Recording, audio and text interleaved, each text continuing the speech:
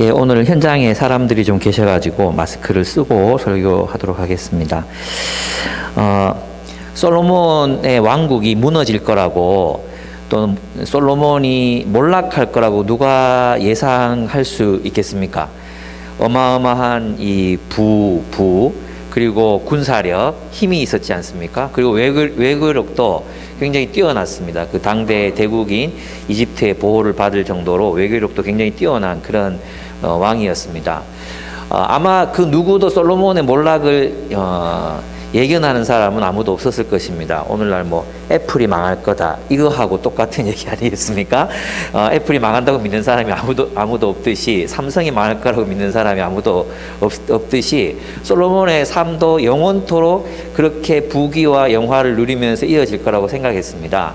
근데 솔로몬은 지금 몰락하고 있습니다. 솔로몬은 타락하고 또 몰락하고 있습니다. 그의 이 몰락과 타락은 사실 이제 처음부터 예견되어 있었던 그런 부분이고, 또 중간중간에 솔로몬이 그 몰락의 어떤 기운을 가지고 있었던 것을 저자도 군데군데에서 이렇게 보여주고 있습니다.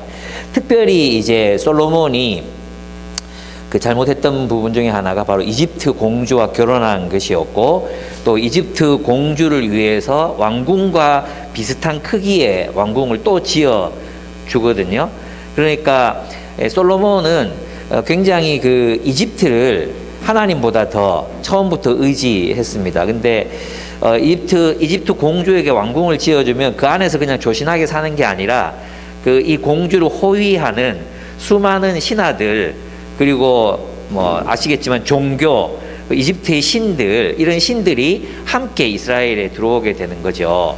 그래서 이제 솔로몬이 통치하는 기간 동안에 이스라엘은 혼합주의적인 그런 문화의 씨앗을 이제 솔로몬이 뿌리게 되었습니다. 그러니까 여호와 하나님만을 섬기는 이스라엘, 다윗은 그런 나라를 세우려고 했는데, 실제로 솔로몬이 이제 세운 나라는 다신교가 지배하는 나라의 기틀을 어쩌면 솔로몬이 이제 닦은지도 몰라요. 그래서 점점 시간이 지나갈수록 이제 이스라엘은 굉장히 우상숭배적인 나라가 되고, 결국 하나님께서는 그 말씀대로, 약속대로 너희가 나를 따르지 아니하면, 내 율례와 규례와 법도를 따르지 아니하면 내가 너희를 이 땅에서 끊어내겠다고 약속하셨잖아요. 그래서 그 말씀대로 그들을 땅에서 끊어내셔서 또 포로로 잡혀가게 하십니다. 일어날 것 같지 않았더니 솔로몬의 몰락, 그래서 어떻게 이루어지게 된 것일까요? 이 본문에 보면 솔로몬이 이방인 아내들을 좋아했다 그랬어요. 이방 여자를 좋아했다. 두 번이나 나오는데요. 솔로몬 왕은 외국 여자들을 좋아하였다.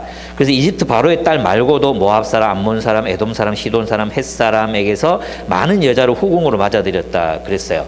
근데 이제 드디어 이제 열왕기서의 저자는 이 일이 율법을 어긴 잘못된 일이라는 것을, 이제 가장 중요한 많은 실책들이 있었잖아요. 말들을 이집트로부터 사오지 마라, 황금을 궁 안에 많이 두지 마라, 뭐 여러 가지 그런 이제 얘기들이 있었는데, 가장 솔로몬의 결정적인 그 실수, 그래서 결혼에 있었습니다. 결혼. 우리 은유 장가 갈 거지? 다은이 시집 갈 거지?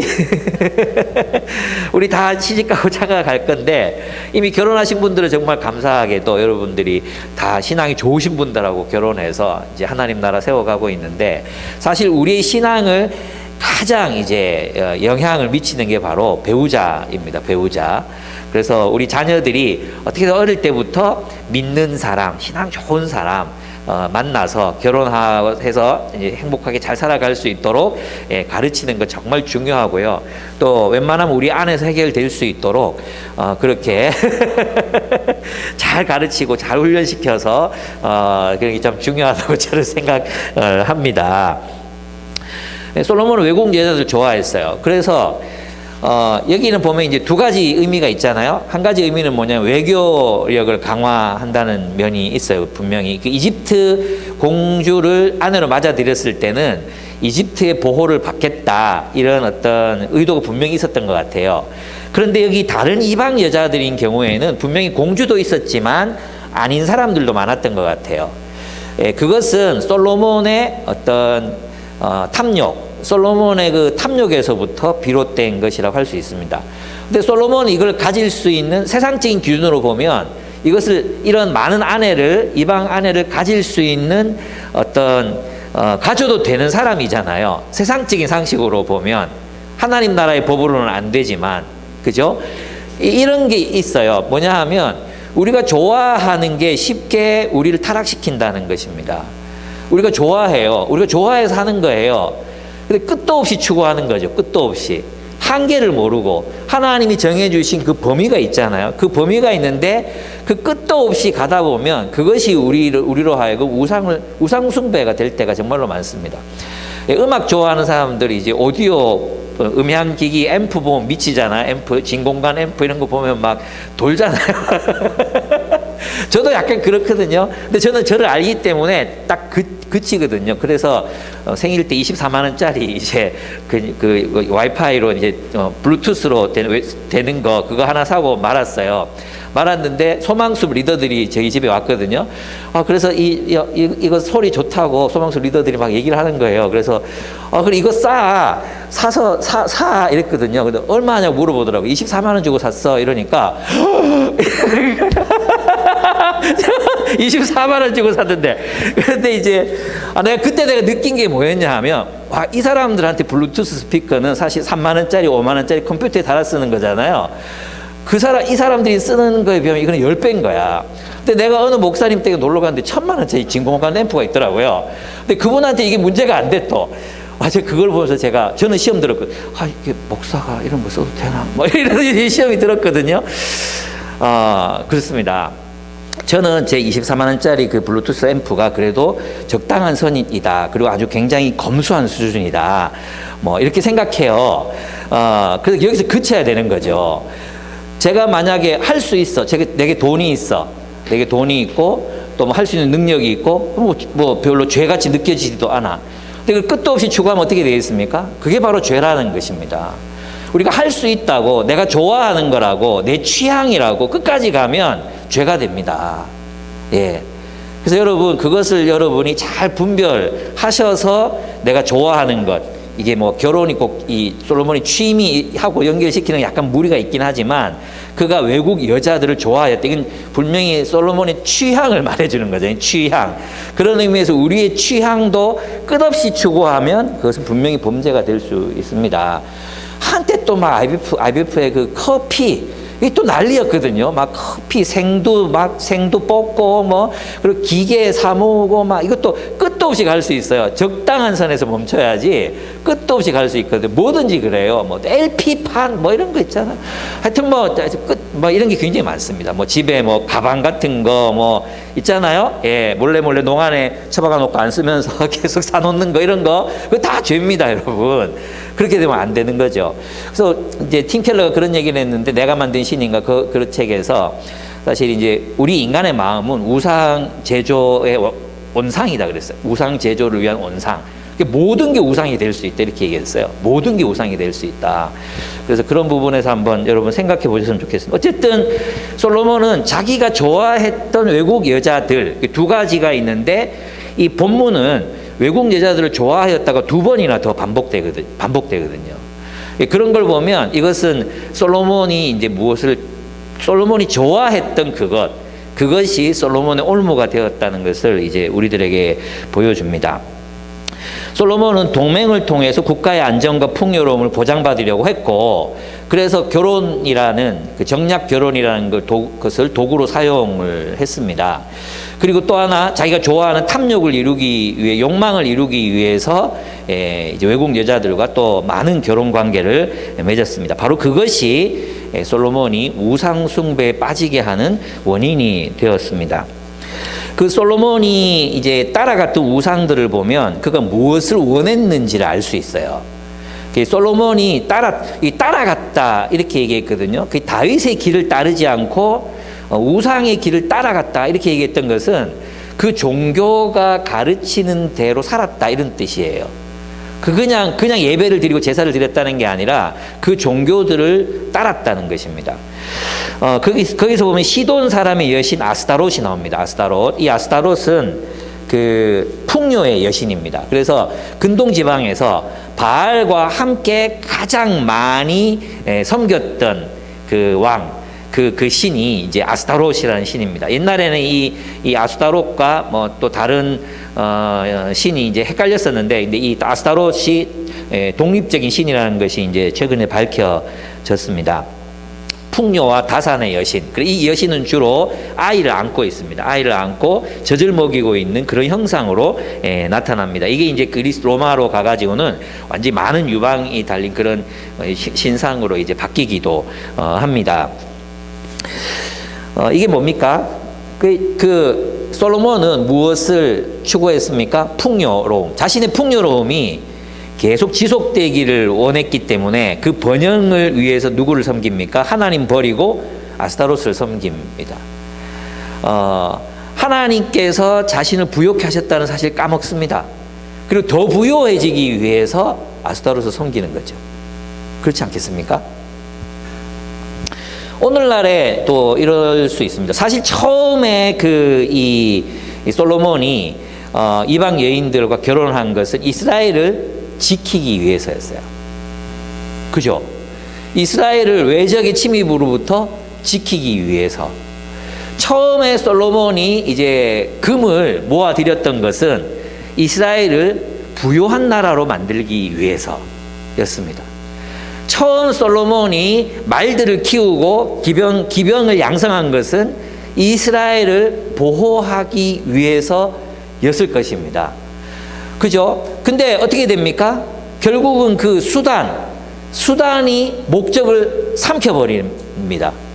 그죠? 제가 예전에도 한번 말씀드렸지만 어떤 교회에 갔는데 어떤 분이 자기 직장 생활 하면서 막 매일 야근을 하니까 좀 시간을 자유롭게 쓰면서 하나님을 섬기고 싶다. 그래서 자기 퇴직금 다 받아가지고 이제 제과점을 열었습니다. 제빵 제과점을 열었습니다. 근데 이게 장사가 너무 잘 되는 거예요. 그래서 2개를 열었습니다. 그리고 교회를 안 나옵니다. 예, 신앙생활을 좀 잘해보려고 시간을 자유롭게 쓰기 위해서 빵집을 열었는데 이게 너무 잘 돼서 2개를 열고는 너무 일하는데 바빠가지고 신앙을 버린 것입니다. 이런 일이 얼마나 많이 일어납니까?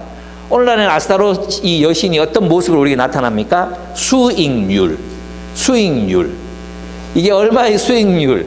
4% 이상 7%, 8%, 20%. 오늘 또 요즘 최근에 우리 유튜브만 틀면 내가 그걸 몇 번 봐서 그런지 계속 제 유튜브 산성에 올라오는 게 뭐냐 하면 일주일에 1억 번 사람 이야기. 뭐 이런 이야기들이 심심찮게 막 올라옵니다. 오늘날 현대인들의 우상, 지금 직장인들의 우상은 수익률이라는 우상입니다. 수익률. 그 기업이 뭘 하는지도 몰라요, 사실. 우리 그리스도인들의 투자, 이번에 우리 주식 얘기하면서 그랬어요, 그죠?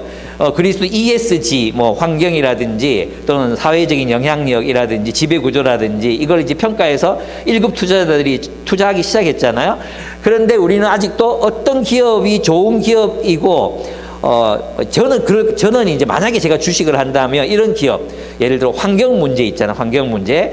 저는 썩는 플라스틱을 개발하는 기업에 투자하고 싶어요. 썩는 플라스틱을 또는 플라스틱을 안 쓰는 어떤 기업이 있다면 저는 거기에 투자하고 싶어요. 저는 오늘날 플라스틱 때문에 제가 스트레스를 많이 받거든요. 이 무슨 플라스틱이 이렇게 많이 나오는지 비닐 안 쓰고 무슨 이런 하는 데 있다면 저는 그런 기업에 투자하고 싶어요. 또 뭐 이런 이제 어떤 뭐라 그럴까 이 피고용인들과 좋은 관계 속에서 어떤 좋은 기업 문화를 만들어가는 기업들이 있대. 그런 데 투자하고 싶어요.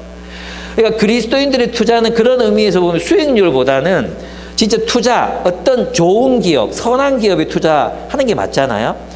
근데 우리 오늘날의 대부분 투자자들은 오직 수익률만 쫓아가요. 그리고 단기 투자 단타 5분 만에 샀다가 팔았다가 뭐 또 돈 많은 사람들은 확 그 장을 끌어올렸다가 갑자기 또 팔아버리고 그렇게 하는 일들이 가능해지는 이유가 모두가 그 탐욕을 위해서 따라가기 때문이잖아요. 근데 우리 주식 이제 관심 있는 분들 한 20분 모였는데 굉장히 건강하게 하고 계시더라고요. 그래서 제가 참 많이 안심이 되었습니다. 이번 주 수요일은 부동산에 대한 얘기를 여러분들과 함께 또 나누게 될 건데 기대가 많이 됩니다. 참 재미있었습니다. 제가 지금 여러분들에게 경고하고 싶은 게 뭐냐 하면 다들 목적이 그랬어요. 이 돈을 벌어서 가난한 사람들하고 나누고 싶다. 기회를 제공하고 싶다. 그죠? 또 이것을 가지고 뭐 의로운 일을 하고 싶다. 대부분 다 목적이 그거였고, 실제로 그렇게 벌어서 그렇게 쓰는 분들이 많았어요. 지금 하고 있다면 저는 이분들이 나중에도 그렇게 할 거라고 생각해요. 예. 그런데 수익률을 따라가다 보면 어떻게 됩니까? 수익률을 따라가다 보면 그게 우상숭배가 될 수 있습니다, 여러분. 예. 결국 끝도 없이 갈 수 있습니다. 밤에 잠 안 자고 미국 주식 하려면 밤에 잠자면 안 되잖아요. 미국 주식 하려면 그게 시차가 있으니까 걔네들이 개장하고 폐장하는 시간이 우리 밤 시간이니까, 그러면 이제 삶이 무너지기 시작하는, 미국 주식을 하지 말라는 뜻이 아니라 막 그렇게 수익률을 쫓아가다 보면은 우리의 삶이 무너지는지도 모르고 끝도 없이 쫓아갈 수 있게 된다는 것입니다. 그렇게 하지 말라는 거예요. 솔로몬의 삶을 보면 솔로몬의 삶이 그걸 보여주잖아요. 처음부터 그가 그렇게 뭐 이집트 공주와 결혼하고 다 자기 딴에는 뭐가 있었겠어요? 자기 합리화가 있었겠죠. 나는 우리가 외교를 튼튼히 해가지고 우리 나라를 보호해야 돼. 말들을 사 모을 때도 국방을 튼튼히 해야 돼. 그죠? 그러나 그것이 끝도 없이 절제를 모르고 그 길을 따라갈 수 있다는 것. 이게 이제 톨킨이 반지의 제왕에서 이제 보여준 그거예요. 모든 사람들이 반지를 가지려고 해요. 근데 목적이 선한 사람도 있었거든요. 그 왜 귀신도 아니고 산 사람도 아니고 막 날아다니는 그런 왕들 있잖아요. 그들이 다 절대 반지를 찾으려고 막 돌아다니잖아요.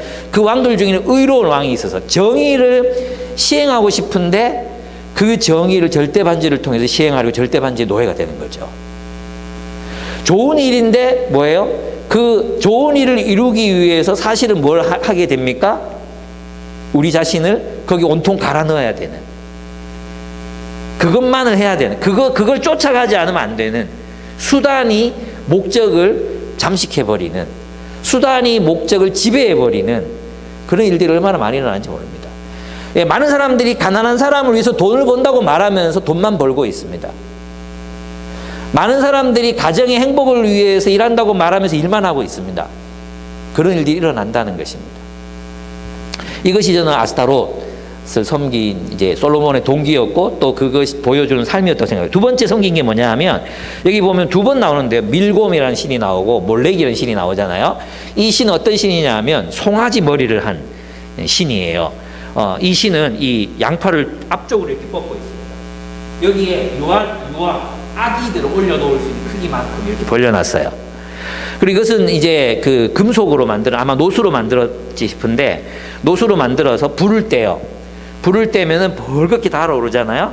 그래, 아기를 죽여서 이 손에 올려놓으면 아기가 타요. 그렇게 아이를 번제로 물로 드렸어요. 근데 그 아이를 번제물로 드린 이유와 동기가 뭔지 아십니까? 아기 하나를 죽여서 제물로 바치면 다른 아이들이 부요하게 살 수 있다고 믿었던 거예요. 역설이죠. 가족을 위해서, 가족의 번영을 위해서 아이를 죽여 제물로 바치는 거예요. 자신의 가정의 평안을 위해서. 그러니까 어쩌면 이제 여기까지 어디로 갑니까? 금오스 신도 똑같아요. 금오스 신도 인신제사를 드리게 되거든요. 어쨌든 이제 이 몰렉을 따라가는데, 몰렉에게 한 자녀를 희생시켜서 제사를 지내면 다른 자녀들이 복을 받는다고 여겼어요. 이 솔로몬은 밀곰, 이 몰렉을 위한 산당을 여러 개를 지어서 제사를 드립니다. 무슨 뜻입니까? 이스라엘에 인신 제사가 도입됐다는 것입니다. 여러분, 어떻게 이런 일이 가능하겠습니까? 하나님이 가장 경멸하고, 그래서 있잖아요. 혐오스러운 우상 두 번이나 강조하면서 그렇게 이제 열왕기서의 저자가 기록하고 있어요. 그렇게까지 혐오스러운 우상이 이스라엘 문화에까지 침투해 들어오게 됩니다. 이건 뭡니까? 가족을 가장 중요한 삶의 중심으로 놓을 때 이런 일이 일어날 수 있다는 것입니다. 가족이 중요합니다. 자녀들 정말 중요합니다. 근데 자녀가 최고의 우선순위가 될 때 자녀를 오히려 제물로 바친 일들이 일어난다는 거예요. 아까 제가 뭐라 했어요? 몰렉에게 자녀를 바친 이유가 뭐라 그랬어요? 다른 자녀들, 너 하나 희생해가지고 다른 자녀들을 행복하게 만들자. 너를 죽여 네가 신이 되면 뭐 그런 내용이겠죠. 다른 자녀들을 보호해 주는 거예요. 얼마나 무섭습니까? 오늘날도 많은 사람들이 자녀 하나 희생시켜 가지고 자신의 가정을 행복하게 만들려는 가정들이 또 얼마나 많은지 모릅니다. 여러분, 저는 있잖아요, 자녀가 우리의 삶의 중심이 될 수 있다고 생각해요. 쉽게. 자녀가 최고의 가치가 아니잖아요. 그죠? 자녀가 최고의 가치가 아니에요. 하나님이에요, 하나님. 우리는 이 아이들을 잠시 맡아서 키우는 사람들이지, 맡아서 키우는 청지기들이지, 책임져야 되고 있어요. 우리는 이 하나님 앞에서 이 아이들을 하나님 뜻대로 키웠는지에 대해서 책임을 지는 사람들이지, 그렇지 않습니까? 우리 소유라고 생각하는 거예요. 우리 소유. 자기 자녀를 내 소유라고 생각하는 거예요. 그럼 우상숭배가 되는 것입니다. 삶의 중심이 자녀에게 가 있으면 안 됩니다. 예, 하나님입니다. 하나님. 세 번째로 모압의 혐오스러운 그모스 신. 이건 전쟁의 신이에요. 전쟁의 신. 모압 왕은 여기 보면 열왕기 하에 보면 3장 26절 27절에 보면 이런 얘기가 나옵니다. 모압 왕은 전세가 불리한 것을 보고 칼을 찬 자기 부하 700명과 함께 적진을 뚫고 에돔 왕이 있는 쪽으로 탈출하려고 하였으나 실패하였다. 이스라엘과 전쟁에서 이렇게 된 거예요. 그러자 그는 자기 뒤를 이어 왕이 될 마다들을 잡아다가 성벽 위에서 불로 태워 모압 신에게 제사를 드렸다. 성공을 위해서는 자기 마다들을 불로 태워 성공을 위해서 죽인 거예요. 성공, 성취, 이것도 쉽게 우상으로 바뀝니다. 그러니까 솔로몬이 지금 이제 정말 이 우상들을, 하나님을 버리고 우상들을 섬긴 그 이유들을 보면 뭡니까? 번영, 가족, 그리고 또 뭐였습니까? 성공, 성취. 이 세 가지는 쉽게 우리의 삶에서 우상으로 변질될 수 있는 그런 것들입니다. 성공을 위해서라면 못할 게 없습니다. 성공을 위해서라면 우리가 선택하지 말아야 될 사람들을 선택합니다. 여러분 있잖아요. 이렇게 우상을 숭배하는 이 솔로몬의 삶이 그러면 어땠습니까? 그의 원대로 그는 성공하고 번영하고 또 충만한 인생을 그렇게 살았습니까? 그렇게 살지 못했어요. 본문에 보면 이 본문을 보면 그가 바라고 원했던 모든 게 다 깨집니다. 모든 게 다 깨져요. 첫째 뭐였습니까? 번영이었잖아요. 번영. 그 번영은 다음 때에 가서 완전히 다 박살이 나죠. 그죠? 그래서 르호보암 때 자기가 그렇게 의지했던 이집트 왕 시삭, 자기 그렇게 의지했던 이집트 왕 시삭이 그들을 쳐들어와 가지고 성전에 있는 기물들, 황금 기물들, 그리고 성전의 방패들, 그 황금으로 만든 방패들을 다 약탈해 가지고 갑니다. 지키지 못했어요. 지키지 못했어요. 그 아스타롯을 섬긴다고 그것을 지키지 못했습니다. 예. 또 무엇이었습니까? 성공과 성취?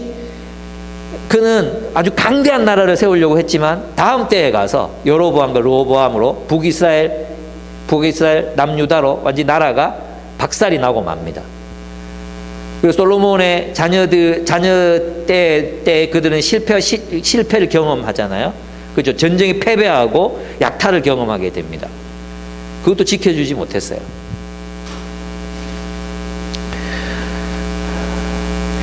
그가 원했던 그 모든 것, 뭐 가족, 이 모든 게 다 깨졌습니다. 여러분, 하나님은 뭐라고 말씀하셨습니까? 하나님께서는 다윗의 삶이 어떻게 지켜질 수 있다고 말씀하셨습니까? 돈이, 권력이, 그가 가진 지혜가 그를 지킬 수 있다고 생각했습니까? 솔로몬은 그것들이 부와 힘과 지혜가 자신을 지켜줄 수 있을 거라고 믿었습니다. 높은 수익률과 그리고 좋은 인간관계, 그리고 세상을 읽어내는, 미래를 읽어내는 해안, 어떤 주가가 오를지를 아는 지혜, 이것이 우리의 인생을 지켜줄 거라고 우리도 믿고 있지 않습니까?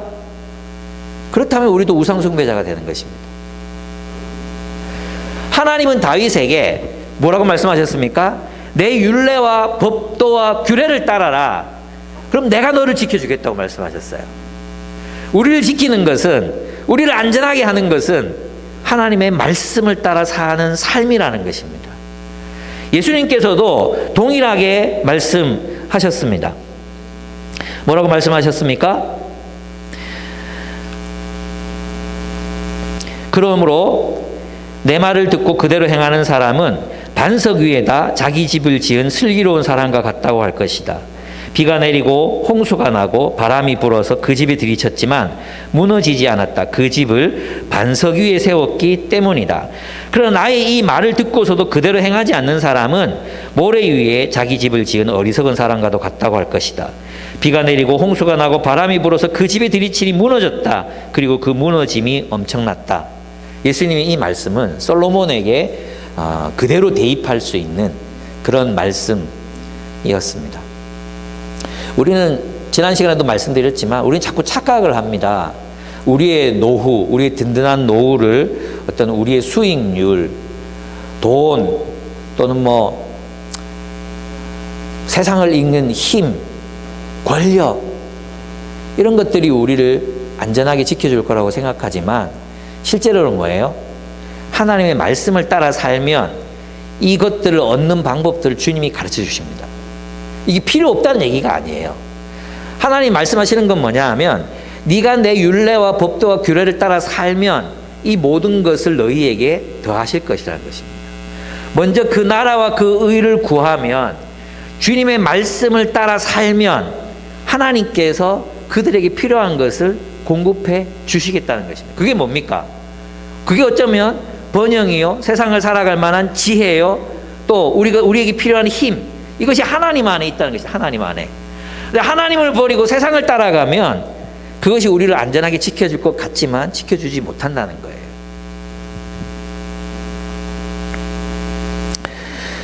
솔로몬은 어떻게 하다가 여기까지 오게 됐을까요? 결국 이제 솔로몬이 이렇게 파멸하게 되잖아요.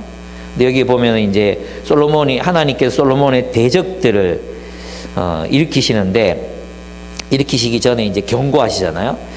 너 이제 곧 망한다. 이제 너희 아들 때 내가 너희 이 나라를 반으로 잘라가지고 딴 사람한테 주겠다. 10지파는 딴 사람한테 주겠다. 이렇게 말씀하시잖아요. 그리고 어떻게 나는 아무리 생각해봐도 어떻게 인신제사를 드리는 종교를, 그러니까 오늘날로 말하면 교회에 이런 다른 힌두교 이런 게 들어온 거 아니에요. 교회 안에 힌두교는 그래도 좀 괜찮다, 그죠? 교회 안에 다른 종교들이 막 들어온 거 아니에요. 그런 일이 일어날 수 있구나. 교회가 자본주의 원리들이 교회 안에 지금 얼마나 많이 또 들어와 있습니까? 어쩌다 이래 됐을까요? 생각해 보면 이게 이제 솔로몬의 지혜하고 상관이 있어요. 뭐냐 하면 다윗에게는 있잖아요. 다윗과 솔로몬을 이렇게 비교해 보면 다윗에게는 말하는 사람이 진짜 많았어요. 다윗에게는 말을 하는 사람이 많았어. 나단도 말을 하고 아비가일도 말을 하고 요압도 말을 하고 그렇잖아요. 또 나중에 시므이가 막 저주하는데도 또 말을 하잖아요.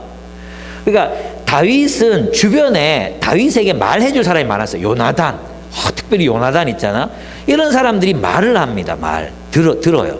다윗은 듣습니다. 근데 솔로몬에게는 말해줄 사람이 없어요. 왜 그랬겠습니까? 솔로몬이 너무나도 지혜롭기 때문이에요.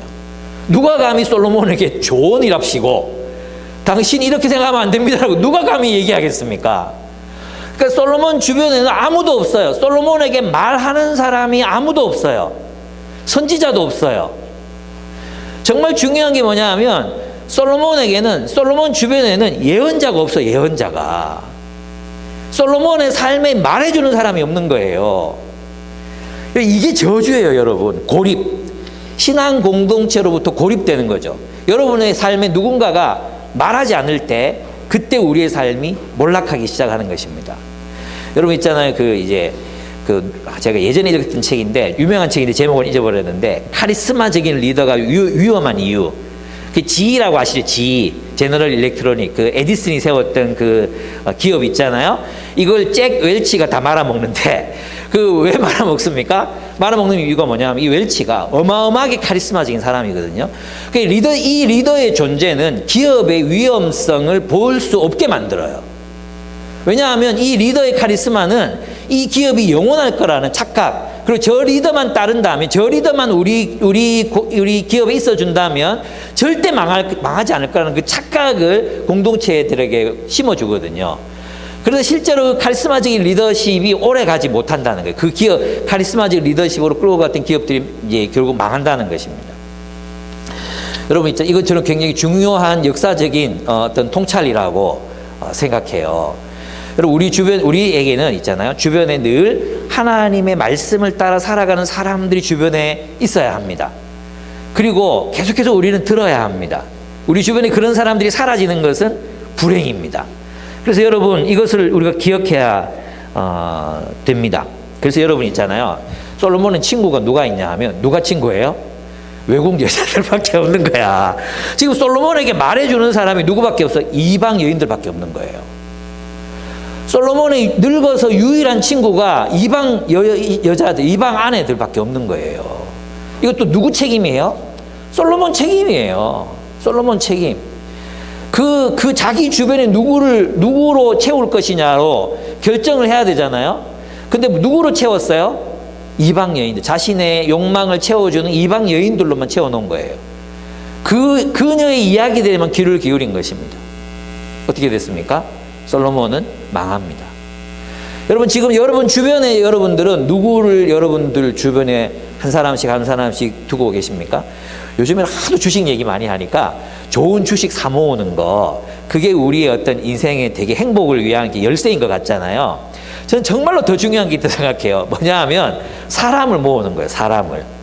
정말 경건하고 하나님을 사랑하고, 그리고 정말 하나님의 뜻대로 살아가는 사람들을 곁에 두고 그들을 위해서 시간을 내고 그들과 함께 이제 하는 시간들을 자꾸 더 늘려가서 사람을 모아야죠. 사람을. 우리 돈 주고 그리스도인들이 돈 벌어서 하려고 하는 게 뭡니까? 사람을 모으려고 하는 거죠. 우리 인생의 성공이 뭡니까? 좋은 사람들에게 둘러싸여 우리의 노년을 맞이해야죠. 주변에 나를 이용해 먹는 사람, 나를 혼자 고립돼서 노년을 맞이한다는 거 얼마나 슬픈 일입니까? 솔로몬의 말년을 보십시오. 이게 행복해 보입니까? 불쌍한 노망난 늙은이 아닙니까? 어떻게 이렇게 사람이 망가질 수가 있습니까? 너무 똑똑해서 그래요. 너무 지혜로워서 그런 거예요. 예. 우리는 우리의 삶을 들여서 무엇을 모아야 되는지를 잘 판단해야 합니다. 그래서 디모데후서 2장 22절에 보면 이렇게 말씀하셨습니다. 바울이 디모데에게 그대는 젊음의 정욕을 피하고 깨끗한 마음으로 주님을 찾는 사람들과 함께 의와 믿음과 사랑과 평화를 쫓으십시오. 이 삶이야말로 우리의 인생을 참으로 안전하게 지켜주는 비결입니다. 예. 사람을 모으십시오. 사람. 경건한 사람. 하나님을 사랑하는 사람. 그리고 내게 진리를 들려줄 수 있는 사람. 그런 사람들을 모으시기를 축복합니다. 하나님이 솔로몬의 대적을 일으키십니다. 그 첫 번째 사람이 하닷입니다. 하닷. 근데 하닷은 이스라엘의 압제를 피해서 이집트 왕국으로 피신한 사람이에요. 이집트 왕국 안에서 커요. 이 하닷이 이 에돔 왕족이었는데 하닷이라는 인물이 굉장히 대단했던 것 같아요. 그래서 왕이 자기 왕비의 동생을 이 하닷에게 줍니다. 이거 얼마나 엄청나요? 그게 망명객인데 하닷을 너무 좋아해요. 얘를 키우는 거예요. 근데 놀랍게도 이집트는 어떤 나라예요? 솔로몬이 보호받고 싶었던 나라잖아요. 근데 그 이집트에서 누가 일어나요? 솔로몬의 대적이 일어나요. 솔로몬의 대적. 하닷이 일어나는 것입니다. 얼마나 그 마음에 이 이스라엘에 대한 이 복수심이 강렬했던지 여기서 살아라. 왕처럼 대우해 줄게. 그리고 그의 아들들이 그 왕족들과 함께 왕궁에서 컸다 그랬잖아요. 그러니까 이 사람은 이집트에 있으면 부귀 영화를 다 누리면서 살 수 있는 사람이에요. 그런데도 불구하고 어디로 가려고 그럽니까? 돌아가겠다. 왜? 이스라엘을 치려고. 복수심에서. 예. 이게 막 마음에 이 메인 사람이 이제 평생, 이 솔로몬의 평생 동안 이 솔로몬의 대적이 됩니다. 또 한 사람이 있어요. 르손입니다. 르손. 이 르손도 똑같이 하나님이 그를 일으켰다고 본문에 쓰고 있습니다. 르손. 이 하나는 남쪽이고 하나는 북쪽이거든요. 또 한 사람이 일어납니다. 여로보암입니다. 여로보암. 이 여로보암은 이스라엘 사람인데 유능한 사람이었습니다. 솔로몬의 신하였습니다. 청년이었는데 아주 젊었는데도 불구하고 굉장히 유능했기 때문에 솔로몬이 요셉 지파의 부역을 맡깁니다. 근데 있잖아요. 나중에 보면 열왕기상 12장, 이제 다음 장에 가면 이런 구절이 나옵니다. 이런 구절이 나와요. 제가 읽어볼게요. 12장 3절과 4절입니다. 사람들이 여로보암을 불러내니 그가 이스라엘의 모든 회중과 함께 르호보암에게로 가서 이렇게 말하였다. 임금님의 아버지께서는 우리에게 무거운 멍에를 메우셨습니다. 이제 임금님의 아버지께서 우리에게 지워주신 중노동과 그가 우리에게 메워주신 이 무거운 멍에를 가볍게 해주십시오. 그럼 우리가 주님 임금님을 섬기겠습니다. 솔로몬이 죽었어요. 르호보암이 왕이 됐어요. 솔로몬의 아들 르호보암이 왕이 된 거예요. 근데 이스라엘 백성들이 누구를 대표로 불러요? 여로보암을 불러요. 여로보암을 불러. 그 신하였다. 일꾼이었잖아. 근데 그 여로보암을 불러서 여로보암이 대표로 말하게 합니다. 이 여로보암이 무엇으로 민심을 얻고 있었습니까? 강제 노역의 지도자였는데 여로보암이 굉장히 정의로운 사람이었다는 걸 보여주는 거죠. 정의로운 사람이었어. 그래서 이건 부당하다. 이렇게 이스라엘 민족들이 이렇게 이 고된 노동력을 이렇게 착취해서는 안 된다. 이것도 그래요, 그죠? 솔로몬이 성전 지을 때까지만 해도 7년 정도, 그 정도는 이스라엘 백성들로 다 감내할 수 있는 수준이었잖아요. 거기서 끝났어야 했어. 20년을 연장한단 말이에요. 그러면 이스라엘 백성들이 이거는 뭐 평생 동안은 강제 노동을 하면서 시간을 보내야 돼. 그죠? 얼마나 힘들었겠습니까? 어쨌든 참 처음 시작한 그것을 적당한 선에서 하나님께서 원하시는 범위 안에서 끝을 낼 줄 알아야 하나님이 참 기뻐하시는 삶인데 우리 인생은 자꾸 끝도 없이 간단 말이에요. 그게 우상숭배가 됩니다. 그래서 여로보암이 이제 왕이 되는 거죠. 여로보암이 왕이 되는 이 과정을 보면요, 다윗이 왕이 되는 과정하고 비슷해요. 아직 이제 여로보암은 힘도 없고 아무것도 없잖아요. 다윗도 그랬잖아요. 힘도 없고 아무것도 없을 때 선지자가 나타나서 이제 그 사무엘이 나타나서 기름 붓잖아요. 여로보암에게는 새옷, 아히야의 새옷을 찢어가지고 12동가리를 내가지고 10조각을 여로보암에게 주면 아무것도 없어요. 아무것도 없는 사람에게 그것을 주면서 네가 10지파를 다스리게 될 것이다. 근데 그 명령이 뭐냐면 있잖아요. 다윗에게 준 명령하고 똑같은 약속을 여로보암에게 합니다. 어떤 약속입니까? 내가 명령한 모든 것을 따르고 내가 가르친 대로 살며 내 율례와 명령을 지켜서 내가 보는 앞에서 바르게 살면 내가 너와 함께 있을 것이며 내가 다윗 왕조를 견고하게 세운 것 같이 내 왕조도 견고하게 세워서 이스라엘을 너에게 맡기겠다 하는 거예요. 그러니까 하나님의 관심, 왕을 세우시는 하나님의 관심은 무엇에 있습니까? 그를 통해서 하나님의 통치를 실현할 수 있느냐 이거예요. 그죠? 하나님이 그러면 누구를 왕으로 세우시겠습니까? 하나님의 사랑과 정의의 통치를 실현할 수 있는 사람 왕으로 세우시겠죠. 그리고 그가 하나님의 그 율법과 율례와 규례를 따라서 살아갈 수 있을 때 어떻게 돼요? 하나님은 그의 삶을 지켜주신다는 것입니다. 똑같습니다. 솔로몬이 드린 수많은 제사, 솔로몬의 강력한 기마병들, 그리고 솔로몬의 황금, 솔로몬의 놀라운 지혜, 솔로몬의 놀라운 외교력, 솔로몬의 놀라운 성취, 성공, 그것이 솔로몬을 지켜주지 못했습니다, 여러분. 그것이 솔로몬을 무너뜨렸습니다, 여러분. 무엇이 우리의 삶을 지켜줄 수 있습니까? 여호와의 말씀을 따라 사는 삶입니다. 그 말을 듣고 행하는 것입니다. 생각해보면 그것이 가장 우리를 안전하게 지켜주는 것 같아요. 그것이 우리를 가장 풍요롭게 하는 것 같습니다. 여러분, 주변에서 요즘 주식이 막 계속 상한가를 치고 있잖아요. 은값도 얼마나 올랐는지 몰라요. 금값도 요즘에 막 오르고 있지 않습니까? 여기에 우리가 이런 거 있잖아요. 소명의식 없이 막 뛰어들지 말라는 것입니다. 옆에서 하니까. 옆에서 하니까 나도 해야 될 것 같아. 그렇게는 하지 말자는 거예요. 예. 그게 우리 삶의 목적이, 주식 하지 마라 이 얘기 아니에요. 우리 그때 같이 들어왔던 사람들한테 물어보시면 알아요. 투자하세요. 투자해야 됩니다. 투자하십시오. 괜찮습니다. 다르게 하라는 것입니다. 그리고 저는 그때 이제 현석 형제의 이야기가 굉장히 기억에 남아요. 러빙엔즈에서 이제 열심히 그 자원봉사 하잖아요. 그런 그 러빙엔즈에서 그때 170원짜리 페이코라고 비트코인을 나눠줬어요. 170원짜리야. 근데 있잖아요. 이걸 이제 때가 돼서 현석 형제가 이걸 다 모아가지고 이제 팔아가지고 그 블록 있죠. 그 뭐죠? 레고를 사주려고 이제 그걸 파는 거예요. 파는데 이게 500원이 되더니 그 파는 그 짧은 시간 동안에 500원이 되더니 800원이 되더니 나중에 1,800원까지 올라가는 거예요. 170원짜리가. 이걸 눈으로 보면 우와, 이거 여기 100만 원치 사놨으면 지금 얼마 되는 거야? 아니 1,000만 원치를 사놨으면 지금 이게 얼마가 되는 거야? 그렇잖아요? 유혹받을 수밖에 없는 상황이 생기는 거죠. 근데 이제 현석 형제가 그런 얘기를 다 하더라고요. 멋지게 진짜. 자기는 이걸 하면 안 되는 사람이라는 걸 그때 깨달았다는 거예요. 왜냐하면 그때 너무너무 막 가슴이 벌렁벌렁거리고 나 여기 빠지면은 자기는 이게 헤어나올 수 없을 것 같고, 그래서 자기는 하지 않을, 그래서 예하자매 가기로 했다고.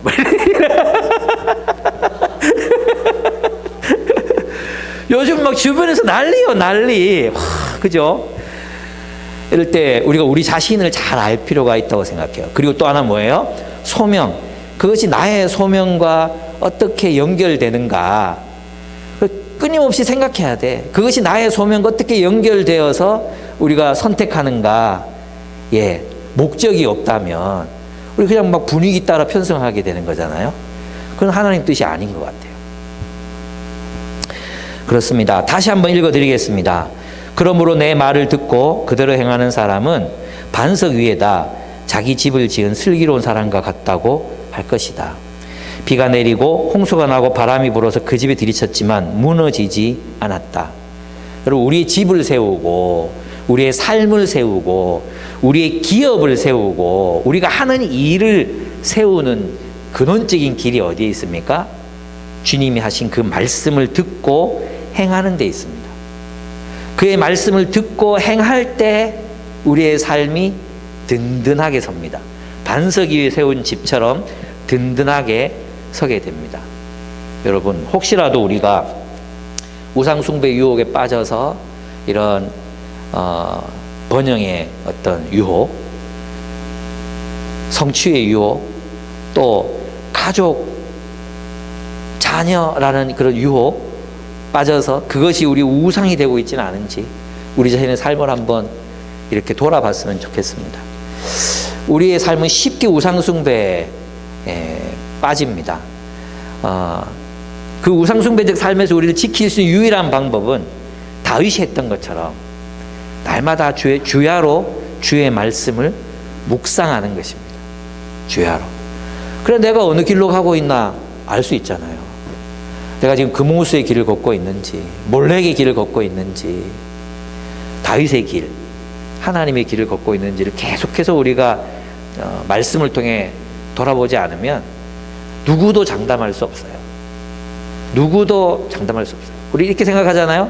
나이가 들면 성숙해 갈 것이다. 아닙니다, 여러분. 나이가 들어서 이렇게 추하게 늙을 수 있습니다. 솔로몬처럼. 어떻게 이렇게 병신같이 늙을 수가 있습니까?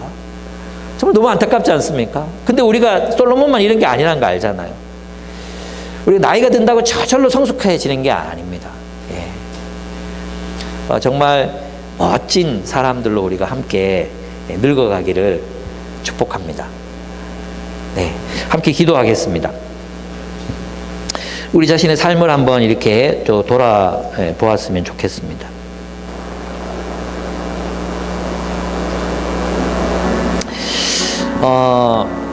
나도 모르게 내 삶의 우상이 되어버린 어떤 것. 우상이 뭡니까? 우리 삶의 중심을 차지하는 거잖아요. 중심을 차지하는 것. 팀 켈러는 그런 얘기했어요. 혼자 있을 때 무엇을 생각하는가? 혼자 있을 때 어떤 공상을 하는가? 그게 우리 우상이라고 얘기했거든요. 두 번째, 우리 우상을 찾을 수 있는 방법이 돈을 어디에 쓰는가? 돈이 생기면 어디에 쓰는가? 그게 우리 우상이라고 그랬어요. 예. 세 번째는 우리의 감정이 어떨 때 가장 요동하는가?